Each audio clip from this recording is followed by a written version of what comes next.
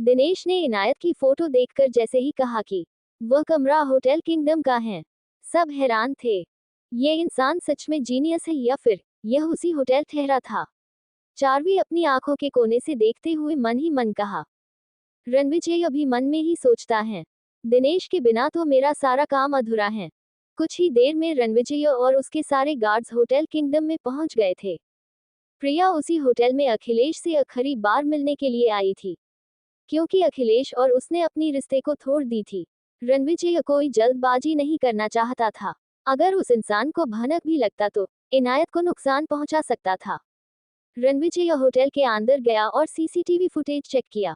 दूसरी तरफ प्रिया जैसे ही अखिलेश के कमरे में पहुंची, उसने जो देखा वह शॉक रह गई। उसकी बेटी इनायत उसी कमरे में बिस्तर पर सो रही थी। शायद अखिलेश वॉशरूम में किसी से बात कर रहा था। प्रिया घबराई हुई बुदबुदाकर कहती है, लगता है इसका दिमाग खराब हो गया है। इससे पहले कि अखिलेश यहाँ पर आ जाए मुझे इनायत को रणविजय के पास लेकर जाना होगा। प्रिया ने इनायत को गोद में उठाया और वहां से जाने के लिए दरवाजा तक पहुंची ही थी कि प्रिया की कंधे पर मजबूत हाथ उसे महसूस हुई। वह अखिलेश था। अखिलेश ने उसकी कंधे पर कसकर पकड़ कर रखा, जिसकी वजह से प्रिया दर्द से करहने लगी। लगता है तुम्हारे दिल में बच्ची के लिए प्यार जागरूक हुई है। तुम्हें क्या लगा मुझसे एंगेजमेंट तोड़ोगी, जिस पैसा के लिए मैं शादीशुदा होने के बावजूद भी तुमसे रिश्ता बनाना चाहा, और तुम सब कुछ छोड़ छाड़ कर ऑस्ट्रेलिया जा रही हो। इस बच्ची के जरिए मुझे उस रणविजय को बर्बाद करना है। ये बच्ची मुझे दे दो। प्रिया को अब जाकर खुद पर गुस्सा आ रही थी। जिस इंसान के बहकावे में आकर उसने रणविजय को छोड़ा वह अखिलेश बस उसके पैसों से प्यार करता था। उसने अखिलेश को एक थप्पड़ लगाकर कहा, शेम ऑन यू अखिलेश, तुम इसे कैसे सोच सकते हो। ये बच्ची है। तुम्हें अगर पैसा चाहिए था तो मुझसे कहता। मेरी बच्ची को किडनैप करने की क्या जरूरी थी। अखिलेश अजीब तरह से मुस्कुराकर अपने गाल पर हाथ फेरकर कहता है, हाँ बच्ची, तुम्हारी बच्ची, कब से तुम्हें बच्ची पर प्यार आने लगा। इसी बच्ची को 5 साल पहले तुमने रणविजय और बच्चों को छोड़कर आने में जरा सी भी वक्त नहीं लगा या और अब कह रही हो कि यह तुम्हारी बच्ची है। तुम अगर बच्ची चाहती तो तब तुम अपने दोनों बच्चों को छोड़कर मेरे पास नहीं आते। प्रिया के पास इस बात का कोई जवाब नहीं था। अब जाके उसे अखिलेश का सारा प्लान समझ में आ रहा था।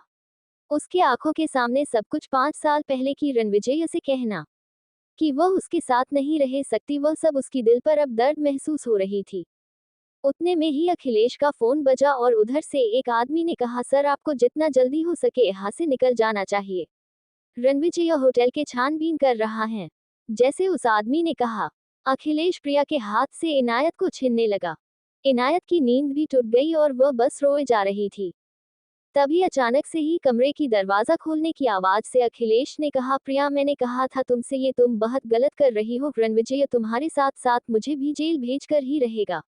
चंद पैसों के लिए तुम अपनी ही बेटी को किडनैप कैसे कर सकती हो। अखिलेश ने प्रिया को फंसाने के लिए कहा। रणविजय दरवाजे पर ही खड़ा था। अखिलेश जानता था अब वह वहां से भाग नहीं सकता, पर खुद पर सजा तो कम करवा ही सकता था। तुम इतनी गिर जाओगी मैंने कभी नहीं सोचा था। रणविजय की सर्द आवाज प्रिया को सुनाई दी। रणविजय ने इनायत को प्रिया के हाथ से गोद में लिया और प्रिया की गाल पर एक जोरदार चांटा लगाकर कहा, अगर पैसा ही चाहिए था तो मुझसे मांग लेती। एलिमनी पर तुमने जितना मांगा मैंने तुम्हें दिया। अब तुम इस हद तक गिर गई कि बच्ची को किडनैप करने लगी। प्रिया बस आंखों में आंसू लिए अपनी गाल को सहलाकर बोली, नहीं रणविजय, मैंने इनायत को किडनैप नहीं किया है। यकीन करो अखिलेश मुझे फंसा रहा है। मैं क्यों फंसाऊंगा तुम्हें, मुझे क्या मिलेगा। हमारी शादी होने वाली है। अखिलेश हड़बड़ाकर जल्दी से कहता है। अखिलेश सोच रहा था कि प्रिया ने तो एलिमनी पर मिलने वाली पैसों के बारे में उसे बताया ही नहीं। कितना दिया होगा रणविजय ने उसे। प्रिया लगभग रोती हुई अखिलेश के गाल पर और एक चांटा लगाकर कहती है, I wasted my whole life just for you, और तुम मुझे ही फंसा रहे हो। प्रिया अखिलेश की तरफ देखकर गुस्से में कहती है। फिर वह रणविजय की तरफ देखकर बोली, रणविजय मैं सच कह रही हूँ। मैंने इनायत को किडनैप नहीं किया है, और पिछले 1 महीने से मैंने अखिलेश से बात ही नहीं की है। तुम मेरी कॉल लिस्ट चेक कर सकते हो। उतने में ही तन्वी वहां पर आई और हफ्ते हुए घबराई हुई कहती है, इनायत कहाँ है। तन्वी रणविजय के हाथ से इनायत गोद में ले लेती है और उसे गले लगाकर चुनने लग जाती है। मेरी बच्ची तुम ठीक हो ना? इनायत बस तन्वी कंधे पर सिर रखकर लिपटी हुई थी। रणविजय को समझ नहीं आ रहा था कि प्रिया सच कह रही है या झूठ। आप लोगों को शर्म आनी चाहिए, छोटी सी बच्ची की क्या गलती है? आप लोगों के पास दिल नहीं है क्या? तन्वी अखिलेश और प्रिया की ओर देखकर कहती है। रणविजय प्रिया की ओर देखकर बोला, कैसे यकीन करूं तुम पर? इस बार तुमने सच में बहुत गलत किया प्रिया। तुम खुद छोड़कर गई थी दोनों बच्चों को, और अब बच्ची को किडनैप करके पैसे और प्रॉपर्टी की मांग करके तुम मेरी नजरों में और गिर गई। थोड़ी देर पहले मुझे लगा था तुम सच में बदल गई, पर मैं गलत था। तुम्हें प्रॉपर्टी और पैसा चाहिए न? रणविजय ने दिनेश से कहा। दिनेश, वह सारा पैसा और जो भी इसकी मांग थी, इसकी मुंह मारो, रणविजय ने अपने सर्द आवाज में कहा। प्रिया सच में नहीं जानती थी कि अखिलेश इनायत को किडनैप कर लेगा, बल्कि अखिलेश से सगाई तोड़कर वह तो ऑस्ट्रेलिया जा रही थी। अखिलेश के प्लान पर पानी फिरने के बाद अखिलेश प्रिया पर बहुत ही अत्याचार कर रहा था। रोज अखिलेश किसी न किसी बहाना बनाकर प्रिया से लड़ाई करता और हाथ भी उठाता था। रणविजय, यकीन करो ये सब अखिलेश का किया धरा है, प्रिया ने रणविजय की ओर देखकर कहा। रणविजय की आंखों के सामने 5 साल पहले की बात उसके आंखों के सामने इर्द गिर्द घूम रहा था। वह उस दिन को कभी भूल नहीं सकता था। फ्लैशबैक। ठंड का मौसम था। रणविजय जब ऑफिस से घर आकर कमरे में जैसे एंटर हुआ, प्रिया फोन पर कह रही थी, ठीक है रणविजय से आज नहीं तो कल मैं उससे तलाक के लिए कहूंगी, फिर हम दोनों शादी कर लेंगे। तुम चिंता मत करो, रणविजय को कैसे मनाना है मुझे सब पता है। रणविजय को तो जैसे सांप सूंघ गया था। वह कुछ देर दरवाजे पर ही खड़ा रहा और बस ये सोचने लगा कि प्रिया को तलाक लेने से कैसे रोके। सब कुछ सुनकर भी रणविजय अनजान बनता रहा। प्रिया को एहसास होने नहीं दिया। ठीक उसी रात प्रिया बच्चों को सुलाकर स्टडी रूम में आई। रणविजय लैपटॉप लेकर बैठा हुआ था। उसका काम में ध्यान ही नहीं था।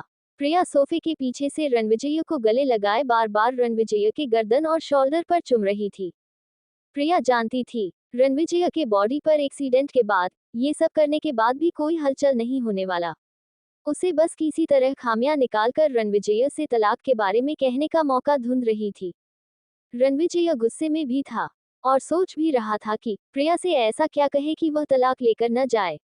उसने पीछे से ही प्रिया को खींचकर आगे ले आया और प्रिया के होंठ पर अपना होंठ रखकर किस करने लगा। तभी प्रिया रणविजय को रोकते हुए बोली, क्या तुम ठीक हो गए हो? प्रिया के मुंह से यह सवाल सुनते ही रणविजय का पूरा चेहरा काला पड़ गया। उसने आंखें बंद की और गहरी सांस लेकर प्रिया को जोर से धक्का दिया। प्रिया सीधा जाकर फर्श पर गिर पड़ी। प्रिया तब दर्द से करह भी नहीं रही थी, बल्कि उसने रणविजय को घूरते हुए कहा, मतलब तुम अभी तक ठीक नहीं हुए हो? और कब तक, कितने दिन लगेंगे तुम्हें ठीक होने में? रणविजय के पास तब प्रिया के सवाल का कोई जवाब नहीं था, क्योंकि डॉक्टर भी उसके अचानक से बॉडी रिएक्शन के बारे में समझ नहीं पाया था। प्रिया फर्श से उठी और गुस्से में हाथ पैर झटक कर वापस कमरे में चली गई। उस दिन दूसरी बार रणविजय स्टडी रूम में फुट फुट कर रोया था। पहली बार वह फुट फुट कर तब रोया था जब उसकी मां की निधन अस्पताल में हुई ही हो गई थी। कुछ दिन प्रिया का नाटक इसी तरह चलता रहा। रणविजय जानकर भी अनजान था और प्रिया अभी भी कहे नहीं पाए थी। उस चक्कर में वह बच्चों पर ध्यान भी नहीं देती थी। कुछ दिन बीत गया। एक रात जब रणविजय अपने बिजनेस ट्रिप से वापस आया तो उसने जो देखा वह देखकर रणविजय का गुस्सा उसके सिर के ऊपर से चला गया। घर पर कोई नहीं था। प्रिया नाइट सूट में सोफे पर अखिलेश की गोद में बैठी हुई थी। प्रिया की जो कपड़े की हालत देखकर ही पता लगता था कि थोड़ी देर पहले यहाँ पर क्या हुआ होगा। रणविजय आगे बढ़ा और गुस्से में झुंझलाकर अखिलेश का लात और मुक्का बरसाने लग गया। रणविजय अखिलेश को बेरहमी से मारे जा रहा था। छोड़ो रणविजय, छोड़ दो उसे, प्रिया ने रणविजय को रोकने की कोशिश करते हुए कहता है, पर रणविजय रुका नहीं। अखिलेश ने भी कुछ मुंह के रणविजय को मारा। प्रिया जोरों से चिल्लाई तो दिनेश और कुछ बॉडीगार्ड्स आकर रणविजय और अखिलेश को दूर कर दिया। प्रिया अखिलेश के प्यार में पागल ही हो चुकी थी। उसने रणविजय को एक बार भी नहीं देखा। अखिलेश के पास गया और रणविजय के सामने ही अखिलेश की गाल पर हाथ फेरकर खून से सना हुआ चेहरा पोंछने लगी। रणविजय का दिल तो मानो धड़कना ही भूल गया था। उसने प्रिया को खींचकर कमरे में ले जाते हुए कहा, दोबारा यह आदमी मेरे पैलेस के आसपास नहीं दिखना चाहिए। रणविजय प्रिया को लेकर स्टडी रूम के सोफे पर बिठाया और प्रिया के ऊपर चादर डालते हुए कहा, प्रिया तुम जानती हो मैं तुमसे बहुत प्यार करती हूँ और अब हम 2 बच्चों के पेरेंट्स बन चुके हैं। मैं तुम्हारी इस गलती को नजरअंदाज कर दूंगा। Please don't leave me. तुम्हें जो चाहिए मैं दूंगा। कभी किसी चीज की कोई कमी नहीं रखूंगा। बस बच्चों को छोड़कर मत जाओ। रणविजय की आवाज धपसा गया था। इतना कहकर उसने प्रिया को गले लगा लिया। प्रिया चुप थी। कुछ देर चुप रहने के बाद प्रिया ने कहा, मुझे तलाक चाहिए रणविजय। मैं तुम्हारे साथ और नहीं रह सकती। रणविजय हैरान नहीं हुआ क्योंकि वह जानता था कभी न कभी प्रिया तलाक के बारे में कहती, पर बच्चे तो अभी बस 5 महीने के थे। रणविजय ने प्रिया को समझाते हुए कहा, प्रिया, अखिलेश बस मुझसे बदला लेने के लिए तुम्हें बहका रहा है। Try to understand. तुम ऐसे नहीं कर सकती। हमने तो लव मैरिज की है, फिर तुम इतनी जल्दी कैसे बदल सकती हो। रणविजय की बात सुनकर प्रिया पिघलने नहीं वाली थी, क्योंकि अखिलेश का जादू प्रिया पर चढ़ चुकी थी। प्रिया रणविजय से दूर होकर कहती है, तुम समझने की कोशिश करो रणविजय। सिंपल सी बात तुम्हें समझ में क्यों नहीं आ रहा है। मैं तुम्हारे साथ नहीं रहना चाहती। प्रिया के चेहरा पर रणविजय वह चिड़चिड़ापन साफ देख पा रहा था, और कारण रणविजय जानता था। फिर भी बच्चों के बारे में सोचकर रणविजय प्रिया को समझाने की कोशिश करने लगा। प्रिया चिढ़ते हुए बोली, प्लीज मुझे तुमसे तलाक चाहिए। रोज रोज की ड्रामा अब मुझसे बर्दाश्त नहीं होती। जब प्रिया ने रणविजय से कहा कि वह रोज रोज की ड्रामा नहीं चाहती, रणविजय का पूरा दुनिया ही पलट गया था। पर चुपचाप सुनकर प्रिया को मनाने के अलावा रणबीर प्रिया से लड़ाई करना नहीं चाहता था। वह बच्चे को संभालता या फिर बिजनेस को। उस वक्त उसके डेट भी उसका साथ नहीं दे रहा था। रणविजय ने प्रिया की गाल को सहलाकर कहा, प्लीज, हमारे बच्चे अभी बहुत छोटे हैं, उसमें बच्चों का क्या कसूर। प्रिया रणविजय की हाथ को अपनी गाल से हटाकर कहती है, डाइवर्स के बाद हम बच्चे, एक तुम्हारे पास एक मेरे पास। ये सुनते रणविजय अपना गुस्सा कब से दबाकर रखा हुआ था, वह अब सिर के ऊपर हो गया था। रणविजय गुस्से से प्रिया की आंखों में देखकर कहा, तुम इतनी घटिया कैसे सोच सकती, जबकि दोनों बच्चे। रणविजय इतना टूट चुका था कि वह सिर पकड़कर पूरा स्टडी रूम भटक रहा था। मुझे कुछ देर अकेले रहना है, निकल जाओ यहाँ से। रणविजय ने अपनी सर्द आवाज में कहा। रणविजय ने स्टडी रूम में खुद को बंद कर लिया। सुबह की 10 बजे रणविजय की नींद बेडरूम से आ रही बच्चे की रोने की आवाज से टूटी। रणविजय जल्दी से बाहर आया और बेडरूम की चारों ओर नजर डुलाकर देखा। बड़े से बिस्तर पर इनायत के अलावा कोई नहीं था। रणविजय ने इनायत को गोद में उठाया और नीचे हॉल में चला आया। उसने देखा कि प्रिया सूटकेस के साथ रुद्राक्ष को लेकर वहां से जा रही थी। प्रिया की ऐसी हरकत पर रणविजय को बहुत गुस्सा आया। उसने अपनी सर्द आवाज में कहा, प्रिया, वहीं रुक जाओ। प्रिया की कदम चलते चलते रुक गई, पर वह पीछे पलटकर नहीं देख रही थी। अपनी सूटकेस खींचकर वहां से चलने लगी। तभी रणविजय का एक और सर्द आवाज सुनाई दिया, तुम्हें जाना है तो तुम यहाँ से अकेली चली जाओ, पर याद रखना, अगर तुम आज चली गई तो तुम्हारे दोबारा आने पर भी मैं तुम्हें वापस नहीं अपनाऊंगा। रणविजय को लगा था कि उसके ऐसे कहने से शायद प्रिया का तलाक लेने के बारे में दोबारा सोचेगी, पर ऐसा नहीं हुआ। प्रिया ने रणविजय के पास आकर रुद्राक्ष को रणविजय के हाथ में देकर कहा, ठीक है, मुझे मंजूर है, दोनों बच्चे तुम अपने पास रख सकते हो। प्रिया की कड़वी बातें रणविजय को जहर से बदतर लग रहा था। 5 महीने की बच्चों को छोड़कर कोई माँ कैसे जा सकती थी। रणविजय का दिमाग पूरी तरह से ब्लैक हो गया था। काकिसा भी वहां पर आई और उनके साथ एक और लड़की आकर इनायत और रुद्राक्ष को लेकर अंदर चली गई। बच्चे के अंदर ले जाने के बाद रणविजय ने प्रिया के देखा। वह पलटकर वहां से जाने ही वाली थी। रणविजय ने उसकी बाजू पकड़कर पलटा और एक जोरों की चांटा लगाकर कहा, मुझे यकीन नहीं हो रहा कि तुम वही प्रिया हो जो मेरे लिए किसी और से लड़ती थी। पर तुम आज मुझे ऐसे छोड़कर जा रही हो, जबकि सबसे ज्यादा मुझे इस वक्त तुम्हारी जरूरत थी। निकल जाओ इस घर से और दोबारा इस घर में कदम कभी मत रखना।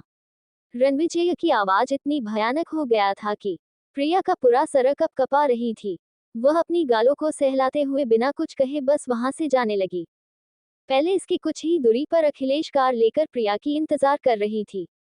प्रिया के चेहरे पर ना ही दुख की कोई झलक थी, ना ही रणविजय और बच्चों से दूर होने की आंखों में नमी थी। कार में बैठते ही उसने अखिलेश से कहा, मुझे कहीं और ले चलो, मैं आज घर नहीं जाना चाहती। अखिलेश मुस्कुराकर हामी भरा और प्रिया को लेकर वहां से होटल चला गया। कुछ दिन बीत गए। रणविजय इंतजार करता रहा कि प्रिया आज नहीं तो कल जरूर वापस आ जाएगी। एक हफ्ते बाद रणविजय बच्चों को, मीरा और ध्रुव को देखने के लिए कहकर प्रिया को मनाने उसके घर पहुंचा। पर वहां जाकर पता चला कि प्रिया तो घर आई ही नहीं है। प्रिया के पापा ने प्रिया को तुरंत कॉल किया और घर आने के लिए कहा। कुछ देर बाद प्रिया अखिलेश के साथ घर के अंदर एंटर करती हैं। प्रिया को देखते उसके पापा ने प्रिया को एक चांटा लगाकर कहा, इतनी बेशरम कब से हो गई तुम? 5 महीने के बच्चे और पति को छोड़कर पिछले 1 हफ्ते से किसी और के साथ। छी, मुझे कहने में भी शर्म आ रहा है। तभी प्रिया की माँ प्रिया के शायद लेकर कहती है, बच्ची अगर खुश नहीं है, अब जबरदस्ती तो नहीं रह सकती, इसमें हमारी बेटी की क्या गलती? जरूर इस रणविजय ने ही कुछ किया होगा। प्रिया की माँ रणविजय के ओर देखती है। कोई कुछ कहे पाता रणविजय ने अपनी कड़क आवाज में कहा, डाइवर्स पेपर कल शाम तक पहुंच जाएगी। एलिमेंट पर जितना चाहिए मांग सकती हो, पर दोनों बच्चे मैं अपने पास रखूंगा। वहां पर सबसे ज्यादा शॉक में था तो वह प्रिया के पापा थे। मिस्टर कपूर रणविजय को समझाते हुए कहा, ठाकुर साहब मैं अपनी बेटी को समझाकर आपके पास ले आऊंगा, प्लीज एक बार इसे माफ कर दीजिए। रणविजय ने प्रिया और अखिलेश की ओर देखकर बेमन हंसकर कहा, हाँ, अब बहुत देर हो गई। मुझे लगा था मेरी ना सही बच्चे को याद करके दुखी जरूर होगी, पर मेरी बीवी तलाक से पहले ही 5 महीने की बच्चों को छोड़ छाड़ कर अपनी लाइफ एंजॉय कर रही है, इसके लिए मैं तुम्हें कभी माफ नहीं करूंगा। रणविजय इतना कहकर पैलेस वापस चला आया। बच्चे को संभालना मुश्किल हो रहा था। रणविजय के आते ही मीरा ने पूछा, भाया भाभी मान गई? रणविजय ने अपनी सर्द आवाज में कहा, वह अब हमारे लिए मर चुकी हैं। और एक बात सब कान खोलकर सुन लो, मेरे दोनों बच्चों के कान में प्रिया की नाम नहीं जानी चाहिए, और न ही उसकी तस्वीर। किसी ने भी अगर इस घर में प्रिया की नाम ली उसका अंजाम बहुत बुरा होगा। वक्त के साथ साथ धीरे धीरे बच्चे बड़े होते गए। फिर एक दिन अचानक ही कोर्ट से बच्चों की कस्टडी के लिए प्रिया ने नोटिस भेजा, और बच्चों की कस्टडी को खुद के नाम करने के लिए दोनों को ही शादी करनी थी। रणविजय उन पल को सोचते ही अपनी ख्याल को झकझोर कर प्रिया की ओर देखकर दिनेश कहता है, पुलिस को बुलाओ दिनेश, जेल में जिंदगी भर सड़ते रहेंगे दोनों। प्रिया चुप थी, वह समझ गई थी, चाहे वह चिल्लाकर भी सच कहे रणविजय उस पर यकीन नहीं करने वाला था। तभी अचानक ही अखिलेश ने बंदूक निकालकर प्रिया को निशाने में रखकर कहता है, रणविजय तुम बहुत जीनियस हो जानता हूँ, पर मुझे जेल नहीं जाना।